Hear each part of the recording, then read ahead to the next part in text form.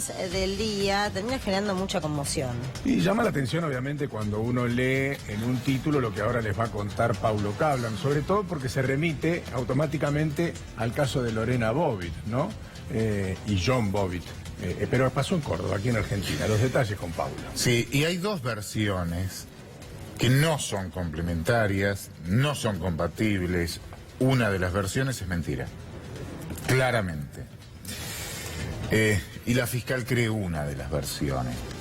Esta joven que estamos viendo, Brenda, 26 años, es arquitecta, está detenida en la causa de Bower, acusada de las lesiones gravísimas por provocar una lesión muy importante en los genitales a un hombre de 40 años.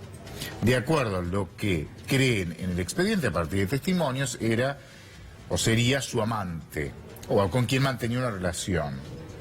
No es lo que dice la defensa, sí es lo que dice la querella y lo que sospecha al menos la fiscal de la causa. Ocurrió el sábado a la noche, en una casa de Chacabuco 580, barrio Nueva Córdoba. Estaban solos, la casa es de ella, y la joven le cortó con una tijera los genitales a este hombre, lo que generó obviamente un amplio despliegue médico, vecino, policía, un hecho realmente aberrante.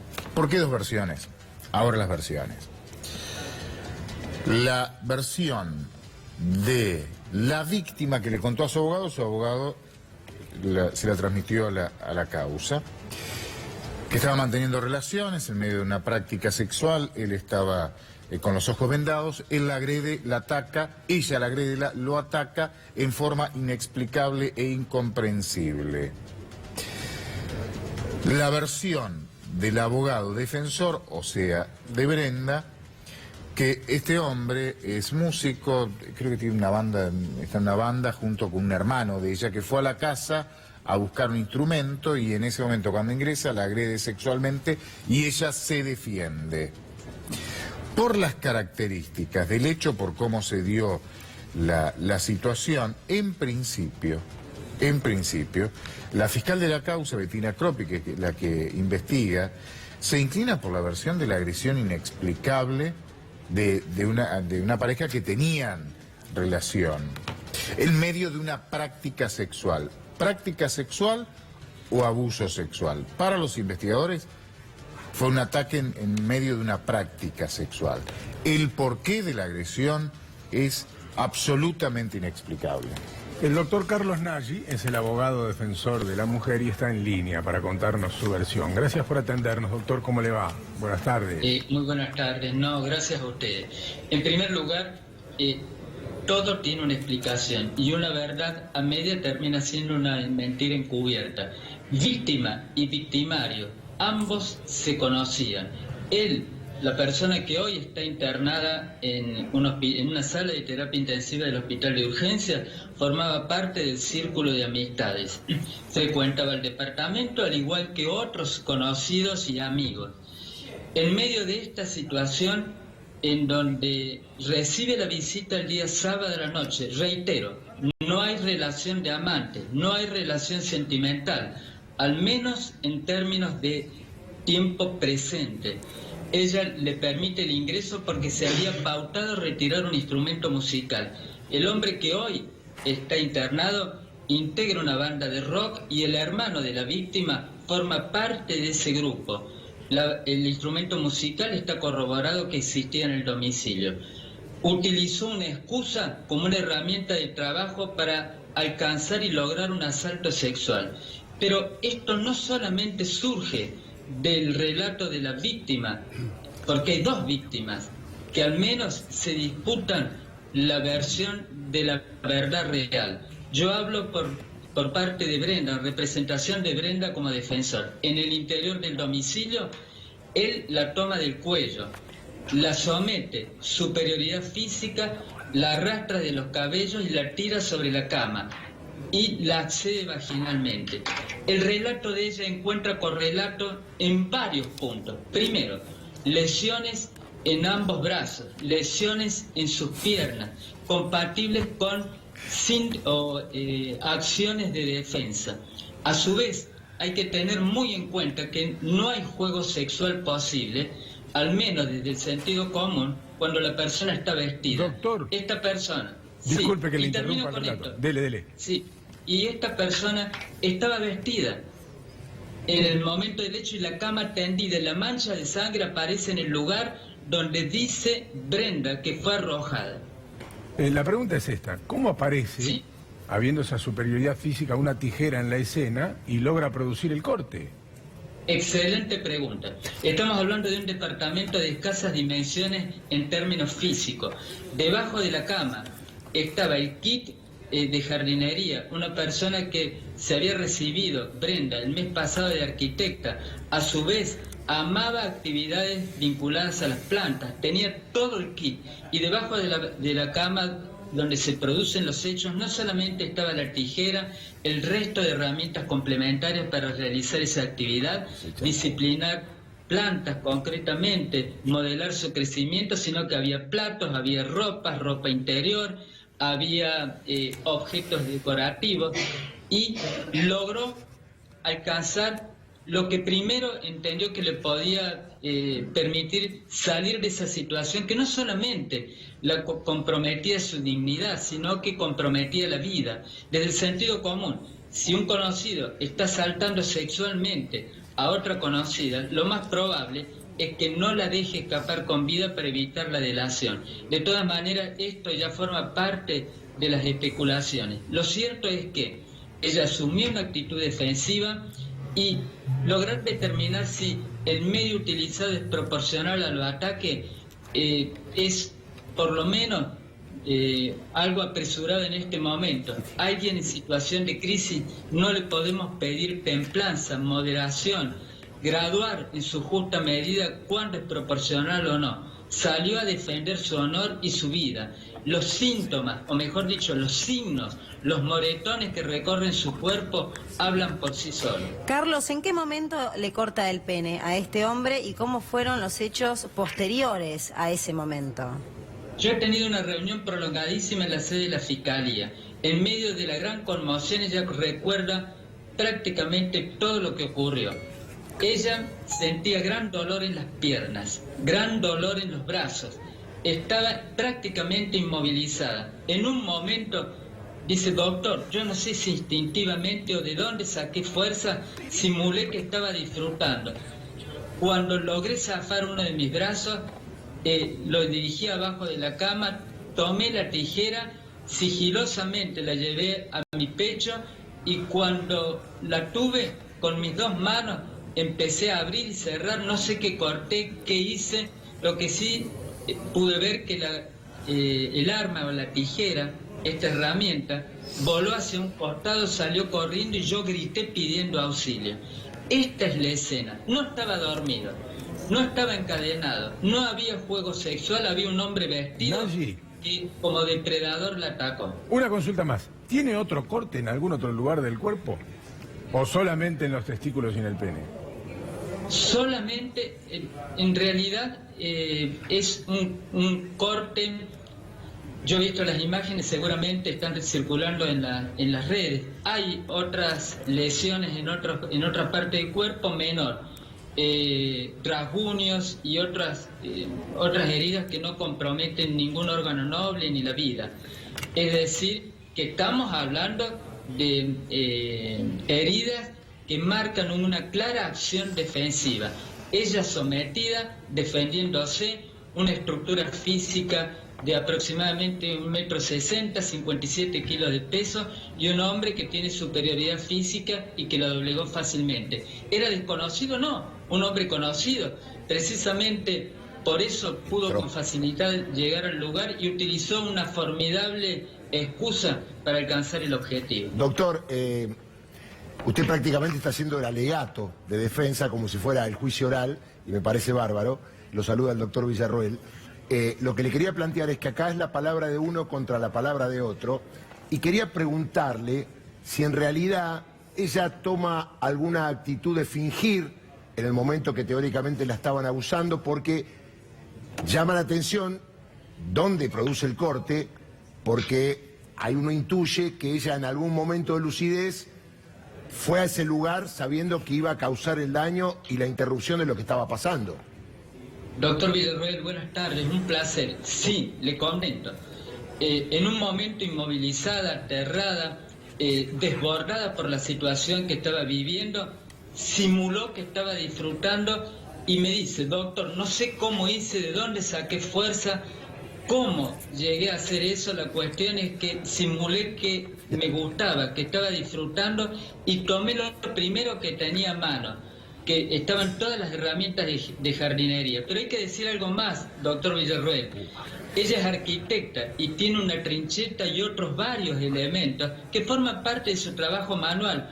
Bien podría haber tomado una trincheta u otra herramienta de cortante que produce efectos devastadores. Tomó lo que primero le permitió entrar en contacto físico con la mano. Doctor, gracias por habernos atendido. Fue muy claro. No. Gracias a ustedes y siempre a disposición. Hasta luego. El doctor Nagy nos daba la referencia de lo que le dijo su defendida. Claramente resulta aterrador, de todas maneras, sea cual fuere la secuencia, el final de la historia, ¿no? Sí. La historia, buenas tardes a todos. ¿Cómo le va, doctor Campos? Bien, ¿Cómo anda? Siempre elegante y hoy lo necesitamos más que Muy nunca buenas para tardes. este caso. ¿Te das cuenta que el viernes hablamos de un tema urológico, volvemos a un tema urológico? ¿Cómo arreglamos este asunto? Yo soy urólogo y he tocado en las guardias atender 3 casos de amputaciones parciales y totales. ¿En serio? Sí. ¿En casos similares? Un caso de autolesionismo, o sea, una persona que se autolesionó y se automutiló, un joven que llegó al hospital en malas condiciones, y también 2 casos, una amputación parcial por mordedura de perro y otra total por mordedura de perro. Recuerdo inclusive las razas porque nos quedaron muy grabadas en fuego, un Rottweiler y un Pitbull Terrier, un chiquito y un adulto fue esto. Ahora, las amputaciones pueden ser totales o parciales, ¿no? No conozco el caso puntualmente de este hombre, voy a hablar un poco genérico y estoy abierto para ustedes para cualquier pregunta que quieran realizar, pero son situaciones extremas donde el sangrado es importante porque sabemos que la erección se produce porque se llenan de sangre los cuerpos cavernosos, que son 2 especies de esponjas con la forma, digamos, de salchichas que van dentro de la funda de la piel del pene, y por debajo transcurre la uretra, que es el cañito por donde los hombres hacemos pis y eyaculamos. Ahora, si la amputación es parcial, la posibilidad de reparación existe, al igual que si la amputación es total. Por supuesto que uno tiene que recuperar parte del pene que ha sido amputado y requiere técnicas microquirúrgicas muy especializadas, ¿no? Son cirugías que pueden llevar muchísimas horas de quirófano, 10, 12, 15 horas, y debe ser realizado, por supuesto, por personas expertas y con un material de microcirugía muy especializado. Nosotros hemos hecho muchas amputaciones en el hospital cuando existe una tumoración, como puede ser un cáncer de pene, que es el 1% de los cánceres en los países desarrollados, y ahí también podemos hacer amputaciones parciales o totales. Ahora, la pregunta seguramente que usted se hará es si la amputación es parcial. Además, por supuesto que esto es un daño psicológico muy importante por el trastorno dismórfico que provoca a un hombre verse amputado. Obviamente es una persona de 40 años, una persona de 20 años, no es lo mismo que una persona de 95 años. Es una situación muy extrema donde la afección psicológica es muy importante y ha inducido varios casos de suicidio. Quiero contarles algo que quizás tenga parte que ver con esto, que es un programa que tiene Estados Unidos de trasplante de pene. Ustedes dirán, ¿tan importante es? Sí. Guerra de Irak y Afganistán, si mal no recuerdo, muchos soldados, unos 1.370 soldados, han recibido amputaciones parciales o totales de genitales externos. Cuando hablo de genitales externos me refiero a testículos y pene. Personas que uno ve a veces que tienen muletas o le faltan ambas piernas, pero también no vemos la parte de arriba y muchas personas han perdido parte o totalmente sus genitales. Por eso el gobierno de Estados Unidos, a través de unos hospitales muy importantes en Johns Hopkins, ha realizado un programa de trasplante de genitales, trasplante de pene. Recordemos que el primer trasplante de pene exitoso fue hace poco tiempo. En realidad fue hace 2 años y pico, una persona en Sudáfrica que después de un trasplante, quiere decir que el trasplante de pene se hace un pene cadavérico, se ha realizado en Sudáfrica y esa persona pudo tener procreación. Quiero decir esto también, que lo he leído en algún lado y que decía que esta persona podría procrear más así tenga esta persona o cualquier otra que tenga una amputación total de pene. La función espermática continúa y esa persona que tiene una sección total del pene puede tener procreación a través de extracción de espermatozoides de su testículo, o sea que eso puede existir. E inclusive, aquella persona que tiene una amputación total de pene y que tenga un meato, dicen, ¿por dónde hace pis la persona? Es una pregunta que quizás mucha gente se hace. Lo que se hace con ese cañito que lleva la orina y lleva el semen, se hace un meato, un agujerito entre lo que sería el escroto y el ano y se hace un meato perineal. O sea, la persona puede orinar sentada y también puede tener inclusive eyaculación y se puede recuperar esperma de ese eyaculado. O sea que en ese sentido la procreación puede estar de alguna manera garantizada. Doctor, por supuesto, yo entiendo y es sumamente interesante comprender la parte médica, siempre vital, sobre un caso que ha ocurrido. Pero no quiero dejar pasar que le creo a Brenda, que entiendo, no pasé nunca por una situación traumática, pero me pongo en la piel de ella, de ser violada, de ser abusada, y es una reacción que más allá del estado que cuenta su abogado, donde se encontraba bastante tranquila para poder agarrar esa tijera y cortarle el pene, es una forma de poder decir que no, de alguna manera, desde un lugar donde para muchos genera gracia, para muchos puede ser risueño. En su momento lo de Lorena Bobbitt generó muchísimo revuelo, pero es la mejor forma de decir que no.